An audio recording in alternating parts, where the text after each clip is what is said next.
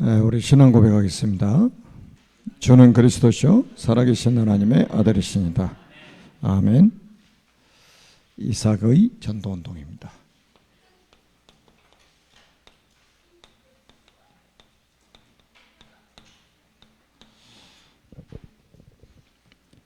지금 그 트리키에 지진 일어난 거 보셨죠? 저 영상을 보고 진짜 깜짝 놀랐습니다. 이렇게 지진이 무서운 거구나. 제가 그 일본 동일본 지진 일어난 그 다음 주에 일본의 동경에 제가 갔었습니다. 그때 그 일본 동일본 그 후쿠시마 그 원전 사건이 일어났을 때 9.0 이상 강한 지진이었어요.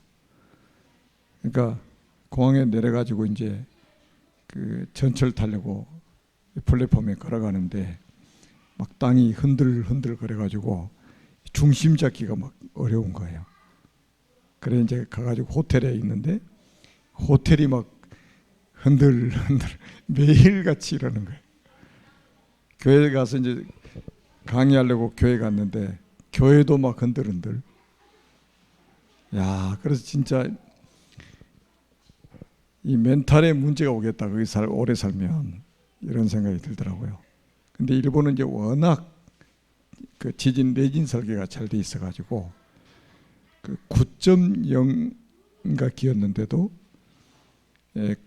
그렇게 엄청난 피해는 없었잖아요.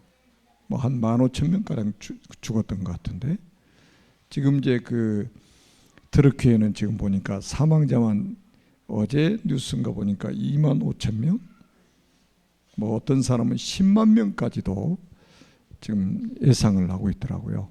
왜냐하면 아파트가 전부 막 통째로 그대로 푹석 다 주저앉아가지고 그거 아마 수습하는데 많은 시간이 걸릴 겁니다. 그냥 그만큼 그 내진 설계가 건물이 안 돼 있어가지고 아무 힘없이 막 다 무너져 버리잖아요. 그래서 그 트르키예가 이제 옛날 터키인데 그 90% 이상이 이제 이렇게 다른 종교를 가지고 있잖아요. 그래서 우리가 이번 기회를 통해서 그 나라에도 복음이 들어갈 수 있도록 정말로 기도해 주시기 바랍니다. 마음이 정말로 아프더라고요. 막 어린 아이들, 그 젖먹이 아이가 막 그 속에서 엄마 젖을 먹고 버텨가지고 구조되고 이런 모습을 보니까 참 이게 끔찍한 재앙이구나라는 생각을 해봤습니다. 이게 전 세계적으로 지금 지진의 빈도가 지금 막 많아지고 또 강도가 막 세지고 있잖아요.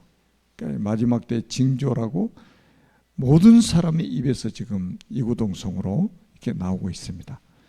그러니까 마태복음 24장에 보면 이미 이런 일이 일어날 것을 주님이 말씀하셨잖아요.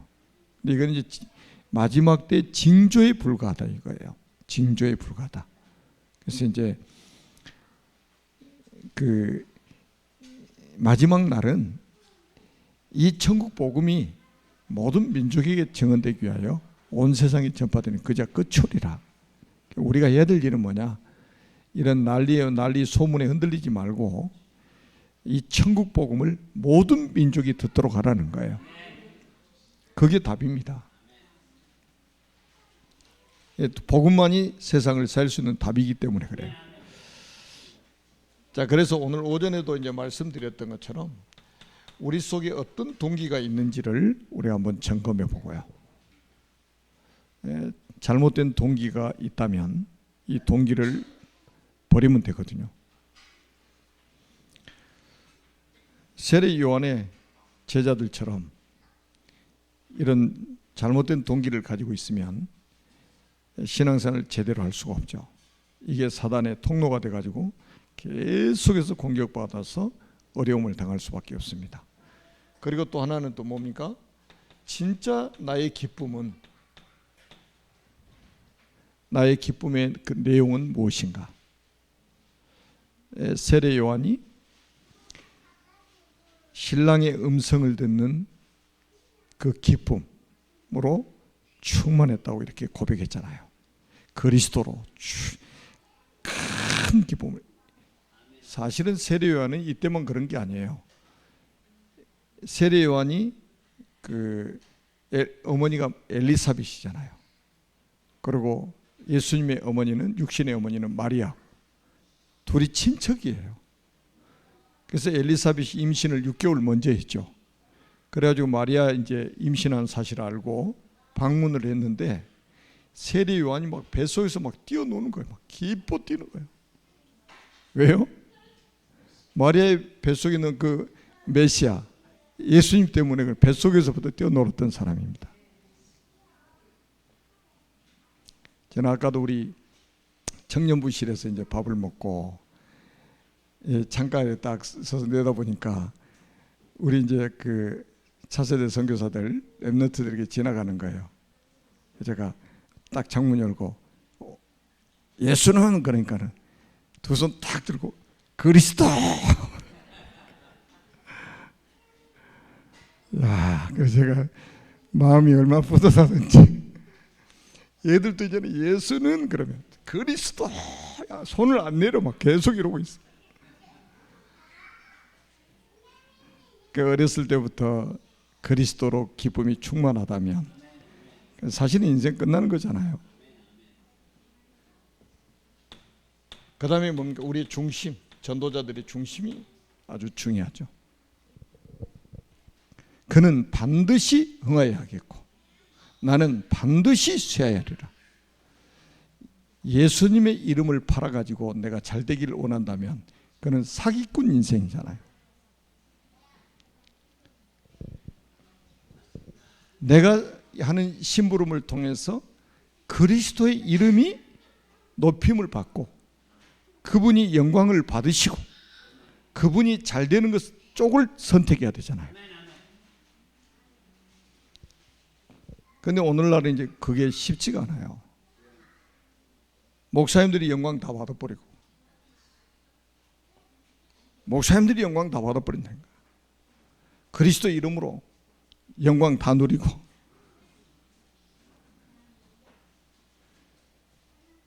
대형교회 목사님은 거의 뭐 성도들의 신적인 존재입니다.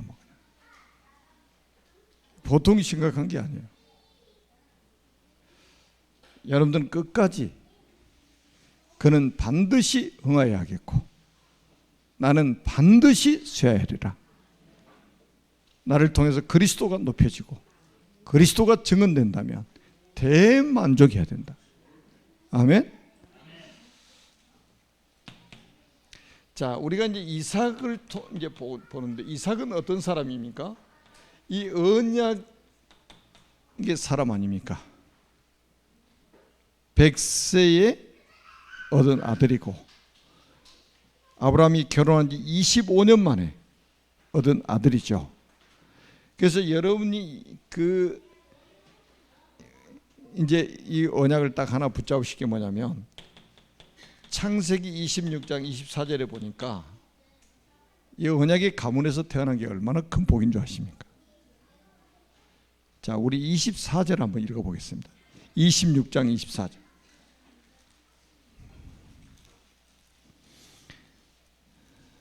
하나님이 이삭에게 하신 말씀이죠. 자, 우리 26장 24절을 같이 한번 읽어보겠습니다.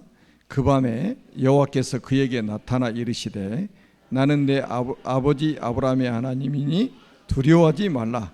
내 종 아브라함을 위하여 내가 너와 함께 있어 내게 복을 주어 내 자손이 번성하게 하신지라. 아멘. 하나님께서 이삭에게 나타나셔서 하신 말씀입니다. 뭐라고 말씀하셨어요? 나는 내 아버지 아브라함의 하나님이니 두려워하지 말라. 내 종 아브라함을 위하여 내가 너와 함께 있어 내게 복을 주어 내 자손이 번성하게 하리라. 야, 그러니까 여러분 언약의 가문에서 태어난 게요 왜 복인 줄 아십니까? 그래서 제가 말씀드렸잖아요. 언약의 부모는 자녀들의 축복의 통로라고. 반대로 우상 숭배를 하게 되면 자녀들의 저주의 통로가 돼버린 거예요. 그게 출애굽기 20장 3절에서 5절 아닙니까? 3, 4대까지. 3, 4대까지. 무서운 거예요. 그런데 나를 사랑하고 내 계명을 지키는 자에게는 천대까지 은혜를 베푸느니라. 이게 하나님이 여러분을 언약의 가문에서 태어나게 하셨다. 우리 지금 아이들이 지금 막 예배 시간에 돌아다니고 이런 거 있잖아요. 저는 항상 그래요. 예배가 안 될 만큼 애들이 많아져 가지고 교회가 막 웅성웅성해야 돼요. 아이들 소리가 막 들려야 됩니다. 내일 또 캠프하러 가는 거산리에 아이들이 한 명도 없어. 우리 장로님 가정만 있어. 유일한 축복이요. 아니 그 동네 분이 나한테 하소연을 하더라니까. 옆에 앉아가지고 이 동네는 학생이 한 명도 없대. 어린 아이도 한 명도 없대. 아이 낳을 사람도 없대. 근데 우리 장로님 가정에는 랩런트들이 쭉 지금 자라나고 있잖아요. 그러니까 하나님이 딱 유일하게 딱 하나님이 축복을 주셔가지고 그 동네 아주 증거로 하나님 딱 세우신 거예요. 여러분 우상을 숭배하면 3, 4대까지 하나님을 사랑하고 이 언약의 사람이 맞다면 수천 대까지 이르러 복을 주겠다고 약속하셨어요.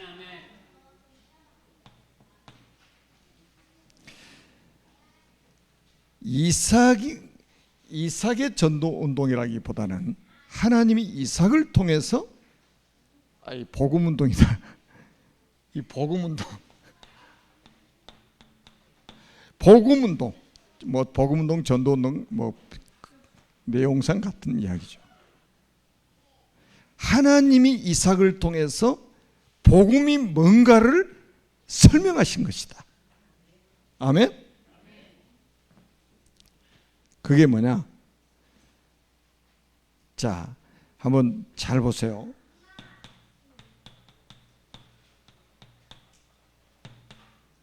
이삭을 통해서 복음을 하나님이 드러나게 만드신 사건이 있는데 그게 뭐냐면 창세기 21장 4절에 보니까 이삭이 난 지 8일 만에 할례를 합니다. 할례가 뭔지 아시죠? 자, 이게 언제 할례 언약을 하나님이 주셨냐면 창세기 17장 9절에서 14절에 보니까 아브라함에게 주셨던 언약이에요. 특히 이제 13절에 9장 13절에 보면 17장 13절에 보면 내 언약이 네 살에 있어 영영 있게 하라. 내 언약이 네 살에 있게 하라. 이게 피언약입니다. 이게 할례 언약이에요. 몸에다가 아예 피 언약을 새기는 운동.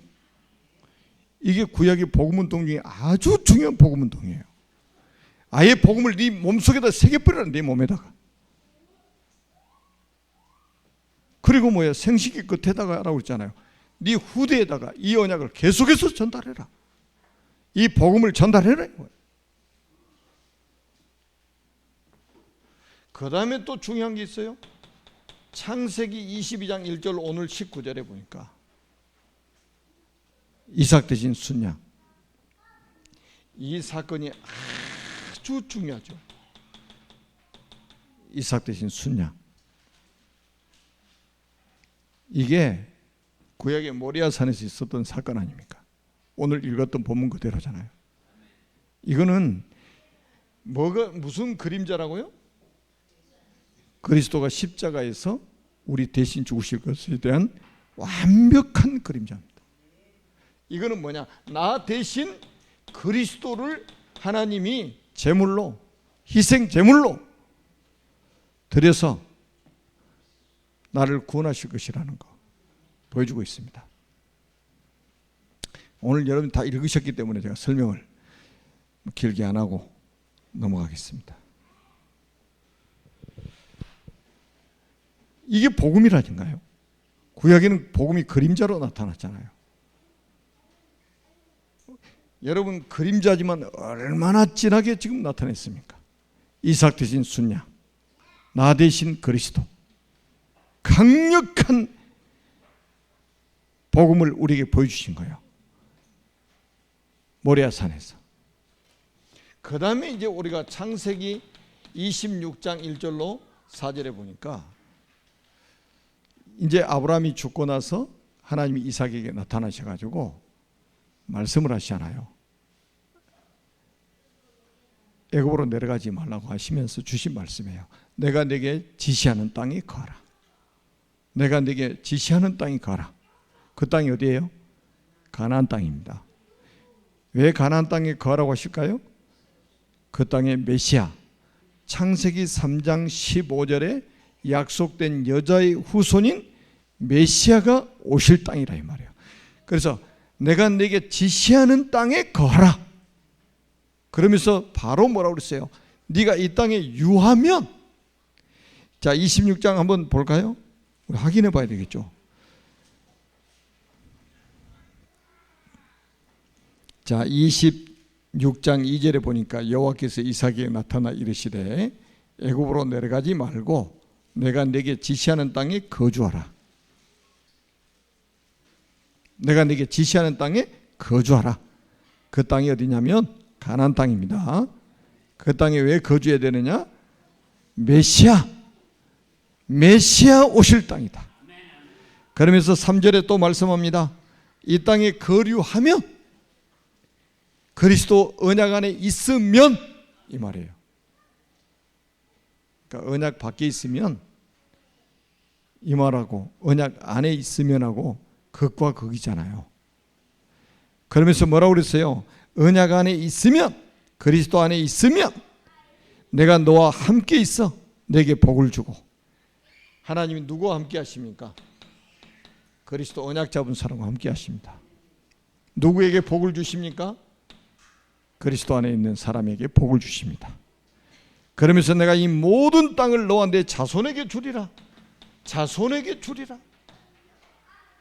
자손들에게까지 이 영향이 미치게 만드는 거예요.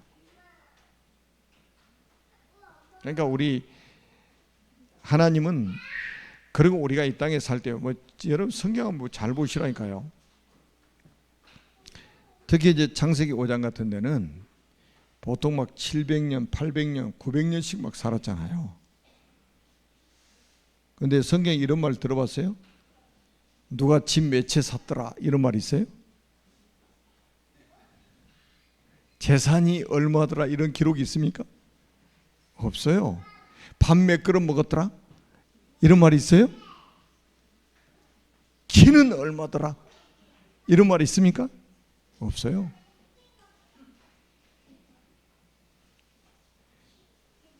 거기는 딱 두 가지 종류밖에 없습니다. 언약 전달자, 언약 안에 있는 사람, 그리고 언약 밖에 있는 사람, 딱 두 종류밖에 없어요. 그러면 하나님의 관심, 하나님의 시선이 어디에 머무는지 아시겠죠? 그리고 난 이 복음 운동을 딱 하고 나니까 하나님이 이삭에게 237을 살릴 수 있는 응답을 주시는 거예요. 5천 종족을 살릴 수 있는 응답을 주시는 거예요. 이 복음 운동을 하니까 하나님이 이삭에게 237을 살리고 5천 종족 살 수 있는 응답을 주셨다니까요. 그게 뭡니까? 창세기 26장 12절입니다. 한 해 농사 지으니까 100배로 주시는 100배로. 그러니까 여러분 전도자 아닙니까? 여러분 그리스도의 제자잖아요. 그래서 제가 분명히 말씀드립니다. 지금 코로나 이후에 코로나 3년 지속되고 있잖아요. 지금도 여러분이 마스크를 못 벗을 정도로 오랜 기간 동안 지속됐죠. 그러면서 세계 경제가 위기가 와가지고 아마 매스컴에서 매일 떠드는 소리가 뭐냐? 세계 경제 최악의 상황이 될 것이다. 이렇게 이야기합니다. 그래서 지금 세계적인 그 글로벌 기업들이 막 감원 막 지금 사람을 막 팍팍 줄이고 있잖아요. 대비를 하고 있는 거예요. 자, 그런 뉴스를 들으면 우리에게도 어떤 생각이 들까요? 아, 우리에게도 이런 경제 어려움 오겠구나. 아주 또 자연스럽게 받아들입니다. 그러니까 우리 신년 메시지 아무리 해도 뉴스가 더 크게 들려. 일어나 빛을 발하면 동서남북에서 사람들이 막 빛을 향해서 막 몰려올 거고, 아들들은 원방에서 오겠고, 딸들은 안기어 오고, 사람들이 올 때 빈손으로 오지 않고 이방인들이 막 재물을 가지고 오는데 성문을 닫지 못할 것이다. 밤낮 없이. 이렇게 설교해 놓고 집에 가서 뉴스를 봤는데 경제학자들이 이구동성으로 세계 경제는 최악의 상황이 될 것이다. 아, 할렐루야는 안 하지만 교회에서 했던 아멘보다 더 확실한 아멘이 딱 나와버리는 거예요. 야, 이 치열한 싸움입니다. 그러니까 사람들은, 영리한 사람들은 그럼 이 경제 어려움을 예상하고 그럼 뭐를 줄일까? 먹고 사는 거는 줄일 수가 없고 헌금 줄여야 되겠구나. 헌금 줄여야 되겠구나. 이렇게 나옵니다. 헌금 줄여야지. 예, 먹고 사는 거는 먹고 살아야 되니까. 지금 당장 내가 헌금 좀 줄인다고 하나님이 경제 어려움 올 건데 하나님 그 정도 못 봐주실까? 아주 사단의 속삭임이 귓가에 큰 울림이 돼가지고 전 세계 교회까지 위기가 와버렸습니다. 지금 제가 괜히 한 말이 아니에요. 왜 교회가 다 문 닫는데요? 운영이 안 된다니까. 교회들이 지금. 우리 교회는 여러분들이 언약을 확실하게 붙잡고 있기 때문에 코로나가 오든 안 오든 우리는 상관없이 복음운동할 수 있는 힘을 주셨잖아요. 여러분 줄일 게 따로 있지. 여러분 줄일 게 따로 있지.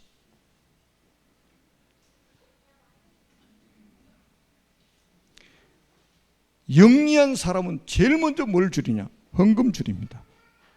굉장히 영리하죠. 근데 믿음 좋은 사람은 절대 그렇지 않습니다. 자기 밥 먹는 걸 줄일 거예요.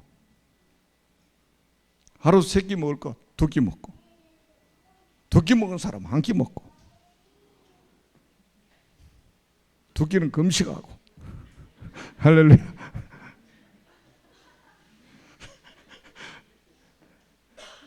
이 말씀은 여러분 이해가 되십니까? 한 해 농사지는데 100배 나와버리는 거예요. 그럼 보통 한 해 농사지면 수학적으로 하면 1년 먹을 거 충분하게 나오잖아요. 근데 100배 나와버려서 몇 년 먹을 거예요? 이렇게 하나님이 모든 경제를 주관하고 계시는 거예요. 절대적입니다. 사람 소리를 자꾸 여러분들 은혜롭게 들지 마시고 하나님의 말씀을 확실하게 언약으로 붙잡으시라니까요. 저는 그래서요, 저는 개인적으로 팀사에 가면 이렇게 이야기합니다. 가난한 사람은 더 헌금 확실하게 해라. 야, 어차피 하나님 은혜 없이는 우리 못 살지 않냐? 부자는 헌금 안 해도 돼. 망해도 3년 먹을 거 있으니까.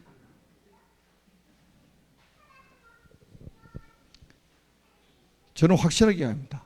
왜? 제가 증인이요. 저도 증인입니다. 여러분, 제가 개척할 때요, 제가 차가 없잖아요. 그러니까 쌀 한 포도 20kg를 사려면 시내까지 나가가지고, 제가 얼마나 내성적인지 모르시죠? 그때는 진짜 부끄러운 줄도 몰랐어요. 제가 옛날 같으면 부끄러워서 그걸 못 들고 다녀. 20km 시내에서 사가지고 버스 타고 저기서 큰 도로에서 내려가지고 이 차 다니니까 메고 또 이 동네까지 들어와서 그렇게 살았다니까요. 그렇게 살면서 저는 한 번도 헌금에 대해서 갈등해 본 적이 없어요. 제가 은혜 받고 나서.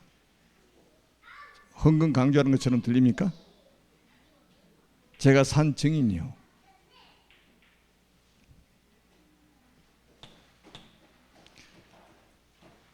여러분 창세기 26장 13절 한번 보세요. 우리 한번 읽어보시자고요. 하나님 말씀을. 자, 13절 시작.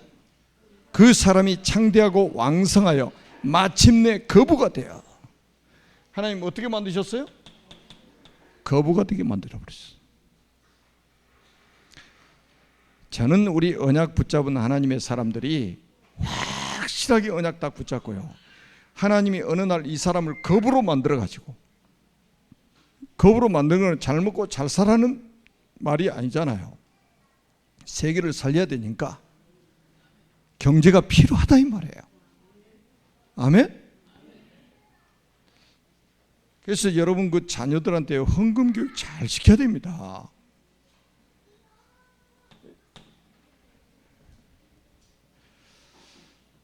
저는 이제 카페 이렇게 이제 그 손님들 만나느라고 가끔 이렇게 가는데, 젊은 친구들이 카페를 많이 이용하잖아요. 근데 보통 뭐 커피값이 6, 7천 원, 뭐 조금 저기 한 데 가면 막 9천 원 막 이러더라고요. 그래서 저는 거의 이렇게 만나면, 그래서 제가 이제 저는 습관적으로 이제 보통 만나면 식당에서 밥 먹을 때 만나. 밥 먹으면서 이야기 다 해버려.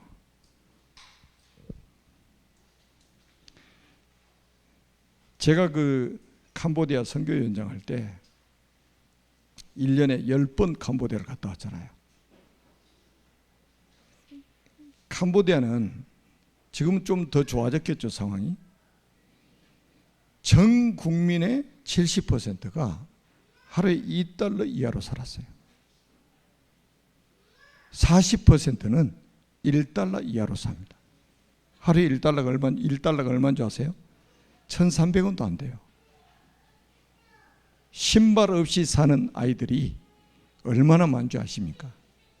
그럼 우리가 마시는, 아무 생각 없이 마시는 커피 한 잔이면 선교할 수 있다 이거예요. 그런데 커피는 그렇게 마셔대면서 선교연금 안 하잖아요.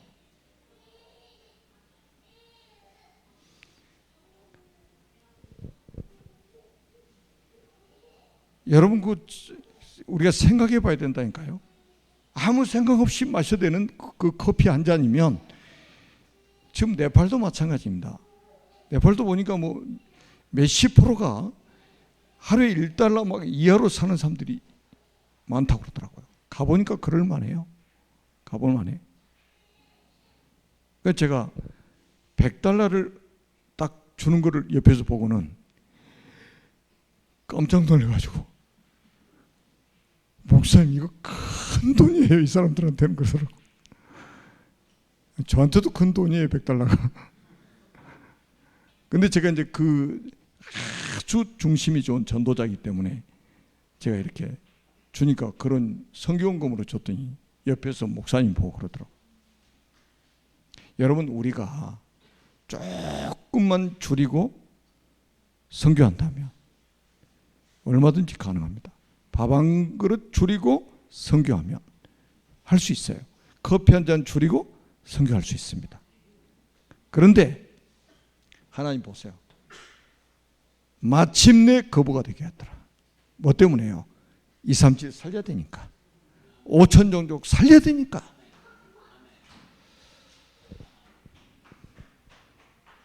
여러분, 우리가 이번에도 네팔 갔는데 안개 때문에 비행기가 안 떠가지고 비행기를 연기를 하려는 연기가 안 되는 거예요. 취소를 했어. 또 다시 표를 다시 끊었어. 그러니까 막 돈이 막 며칠 동안 뭐 더 또 5일 동안 더 있었어. 학교에만 있으면 돈 안 드는데 호텔에서 자야지, 밥 다 사 먹어야지.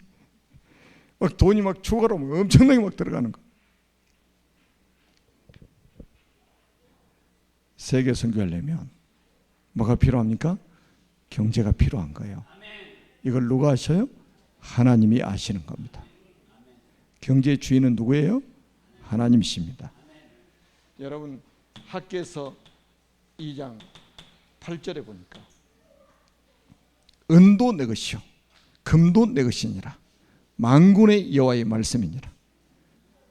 사람들은 자기가 가지고 있는 재물이 자기 것이라고 생각합니다. 큰 착각 속에 살고 있는 거예요. 신자가 가진 경제라든지 불신자가 가지고 있는 모든 경제의 주인은 하나님이십니다. 그분이 잠시 맡겨놓으셨을 뿐이에요. 그래서 아마 흥근관이 올바른 사람은 절대 가난하게 살지 않을 겁니다. 이상하게 갈수록 넉넉해집니다. 갈수록 부유하게 하나님 만드십니다. 뭐 그리 아니하실지라도 우리는 아멘. 우리 무슨 보상 심리를 받고 하는 게 아니잖아요. 그러면서 우리 한번 보세요. 창세기 26장 19절 한번 보세요. 한번 같이 읽어보겠습니다. 19절 시작. 이삭의 종들이 골짜기를 파서 샘 근원을 얻었더니. 자, 샘 근원을 얻었다. 그러니까 이 이삭은요 얼마나 영적으로 여유가 있냐면 하나님이 함께 하시지, 하나님 복을 주시니까 여유가 있어가지고 우물 뺏으려고 그러면 양보해 버리는 거예요. 양보해 버려. 또 있는데 뭐 하나님 또 주실 건데 또 양보해 버립니다. 그러다 자기 아버지도 발견 못한 샘 근원을 찾게 됩니다. 여러분, 샘 근원이라는 말은 굉장히 근원적 축복받았다 이거예요. 이 샘 근원이라는 것은 마르지 않아요. 또랑물이 아니에요. 퍼내면 퍼낼수록 샘물이 계속 나옵니다. 여러분 옛날에 샘 아시잖아요. 안 퍼내면 가만히 있어요. 어느 선에서 퍼내면 계속 나와. 참 희한하더라고요. 저 옛날에 어렸을 때 봐도 그 희한해요. 제 어렸을 때 제 사는 동네에 한 150가구 됐거든요. 꽤 큰 동네죠. 거기 팽나무가 550년 된 팽나무가 있었어요. 제가 어렸을 때, 우리 어렸을 때 품으니까 5사람이 안아야 될 만큼 큰 팽나무가 있었어요. 지금도 아마 있을 겁니다. 그 뿌리가 얼마나 깊이 내려져 있겠어요. 그 밑에 우물이 있는데 150가구가 다 그 물 길러다 먹고 거기서 빨래하고 다 해도 그 물은 계속 나와. 신기하대. 샘 근원 마르지 않습니다. 그리스도 안에 있는 축복은 마르지 않아요. 속지 마세요. 지금 여러분 경제적으로 좀 어렵더라도요 절대로 속지 마세요. 아이 뭐 하나님이 경제 응답 안 줘요. 굶어 죽으면 아니 하나님이 안 주셔서 굶어 죽으면 뭐 죽는 거지 뭐. 제 신앙기도 할 때 그랬다니까요. 쌀이 떨어져서. 그런데 굶어 보지는 않았어요. 하나님이 아주 절묘한 타이밍에 하나님이 진짜 까마귀를 막 보내시는데 차비 없어 떨어졌어. 걸어가면 되지 뭐. 그런데 걸어가 본 적이 한 번도 없습니다. 이야, 그런 은혜가요. 이게 사람을 지탱하게 만드는 거예요. 이게. 자, 여러분 한번 보세요. 창세기 26장 22절 한번 보세요. 237 나라 5천 종족을 살 수 있는 응답, 그런 힘을 하나님은 주신다 이 말이에요. 22절 같이 한번 읽어보겠습니다. 시작. 이삭이 거기서 옮겨 다른 우물을 팠더니 그들이 다투지 아니하였으므로 그 이름을 루봇이라 하여 이르되 이제는 여호와께서 우리를 위하여 넓게 하셨으니 이 땅에서 우리가 번성하리라 하였더라. 너봇의 축복을 주신 거예요. 지경을 아주 넓히셔가지고. 자, 하나님이 막 이삭의 지경을요 계속해서 넓혀주시는 거예요. 참 놀랍죠. 여러분의 지경을, 여러분이 사업하시는 분도 꼭 기억하세요. 여러분의 사업의 지경을 하나님 넓히실 것이고, 여러분의 전도의 지경을 넓히실 것이고, 우리의 선교의 지경을 넓히실 것이고. 아멘. 아무도 막지 못해요. 하나님이 넓히시는데 누가 막습니까?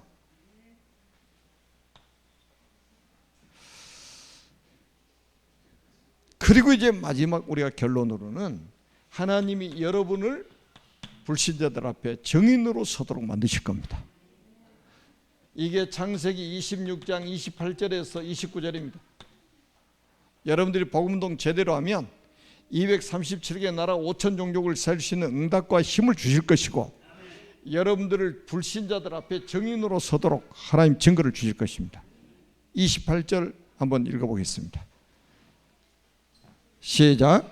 그들이 이르되 여호와께서 너와 함께 계심을 우리가 분명히 보았으므로 우리의 사이 곧 우리와 너 사이에 맹세하여 너와 계약을 맺으리라 말하였노라.